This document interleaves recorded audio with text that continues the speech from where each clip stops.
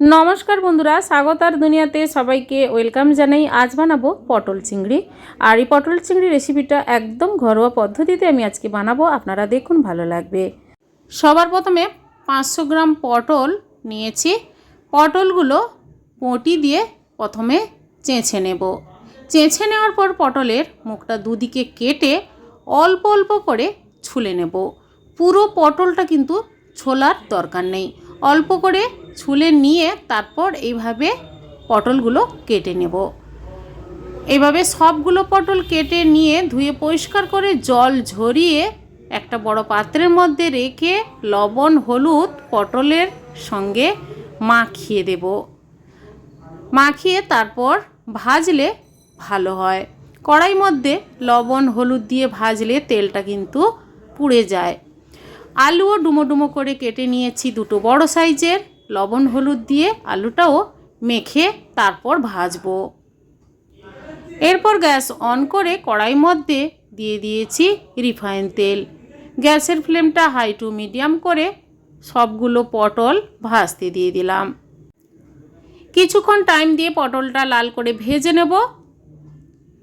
আপনারা চাইলে সর্ষের তেল দিয়েও পটলগুলো ভেজে নিতে পারেন। পটলগুলো ভাজা হয়ে গেছে। এবার পটলগুলো কড়াই থেকে আলাদা পাত্রে তুলে নেব। ওই কড়াইতে আলুগুলো লাল করে ভেজে নেব। আলুগুলো ভেজে পটল চিংড়িতে বানালে তাড়াতাড়ি আলুটা সেদ্ধ হয়ে যায় আর আলুর স্বাদটাও ভালো আসে। সবগুলো আলু ভেজে তুলে নেওয়ার পর চিংড়ি মাছ ভেজে নেব। আগের থেকে চিংড়ি মাছ ছাড়িয়ে ধুয়ে পরিষ্কার করে লবণ হলুদ মাখিয়ে আগের থেকে রেখেছিলাম। ওই কড়াইতে সামান্য সর্ষে তেল দিয়ে চিংড়ি মাছটা ভাজতে দিয়ে দিলাম। আর চিংড়ি মাছ ভাজার সময় আপনারা বেশি কড়া করে ভাজবেন না, অল্প ভেজে তুলে নিলে চিংড়ি মাছের স্বাদ ভালো থাকে। চিংড়ি মাছগুলো তুলে নেওয়ার পর ওই কড়াইতে দিয়ে দিলাম আরও 2 টেবিল স্পুন সর্ষের তেল, দুটো তেজপাতা, একটা শুকনো লঙ্কা, লবঙ্গ, দারচিনি, ছোটো এলাচ দিয়ে দিলাম। আর দিয়ে দেবো 1/2 টেবিল স্পুন পাঁচফোড়ন। গ্যাসের ফ্লেমটা লো রেখেছি। এবার নাড়াচাড়া করে নেওয়ার পর সুন্দর একটা গন্ধ আসতে শুরু করলেই দিয়ে দেব দুটো মাঝারি সাইজের কোচানো পেঁয়াজ। এবার পেঁয়াজটাও মিনিট 2 টাইম দিয়ে লাল করে ভাজবো। পেঁয়াজটা ভাজা হয়ে যাওয়ার পর দিয়ে দিলাম আদা রসুন বাটা, একসঙ্গে বেটে নিয়েছিলাম 2 টেবিল স্পুন দিয়ে দিলাম। আর দিলাম কাঁচা লঙ্কা বাটা। আপনারা কাঁচা লঙ্কা দিতে না চাইলে আপনারা শুকনো লঙ্কা ব্যবহার করতে পারেন। আদা রসুনের গন্ধ যতক্ষণ না যাচ্ছে নাড়াচাড়া করে নেওয়ার পর একটা বড় সাইজের কোচানো টমেটো দিয়ে দিলাম। টমেটোটাও নরম হতে দেব, তার জন্য সামান্য লবণ দিয়ে দিলাম, তাহলে টমেটোটা তাড়াতাড়ি নরম হয়ে যাবে।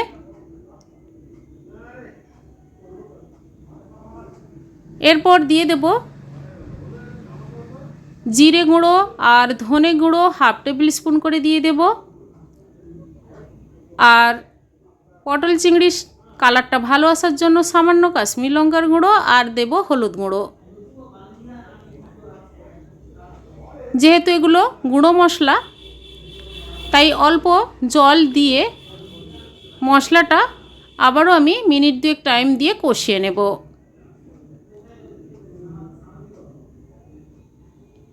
গ্যাসের ফ্লেমটা লো রেখেছি। আস্তে আস্তে করে মশলা থেকে কালারটা ভালো আসবে আর তেলটা ছাড়তে শুরু করবে। তারপর দিয়ে দেব ভেজে রাখা পটল আর আলু। মশলার সঙ্গে আলু পটলটাও আরও 1 মিনিট মতো কষিয়ে নেব। এরপর দিয়ে দেব পরিমাণ মতো লবণ।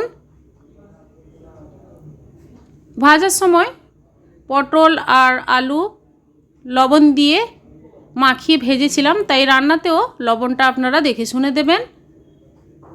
নাড়াচাড়া করে নেওয়ার পর দিয়ে দেব চিংড়ি মাছ।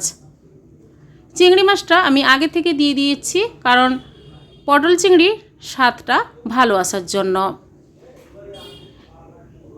এরপর দিয়ে দেব জল।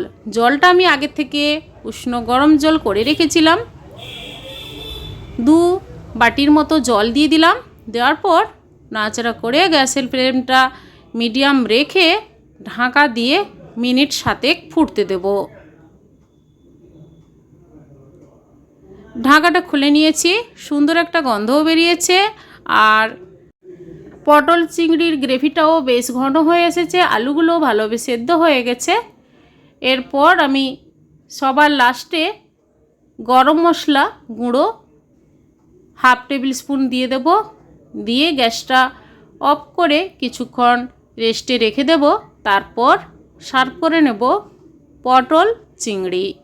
বন্ধুরা, এইভাবে পটল চিংড়ি ঘরোয়া পদ্ধতিতে বাড়িতে বানান, কেমন হয়েছে কমেন্ট করে অবশ্যই জানাবেন, লাইক করবেন আর আমার চ্যানেলটি বন্ধুরা সাবস্ক্রাইব করে নেবেন, পাশে থাকা বেল আইকন প্রেস করবেন। আমার চ্যানেলে যখন কোনো নতুন রেসিপি দেব আপনাদের কাছে নোটিফিকেশান খুব সহজে পৌঁছে যাবে। আজ এই পর্যন্ত, সবাই ভালো থাকুন, সুস্থ থাকুন, ধন্যবাদ।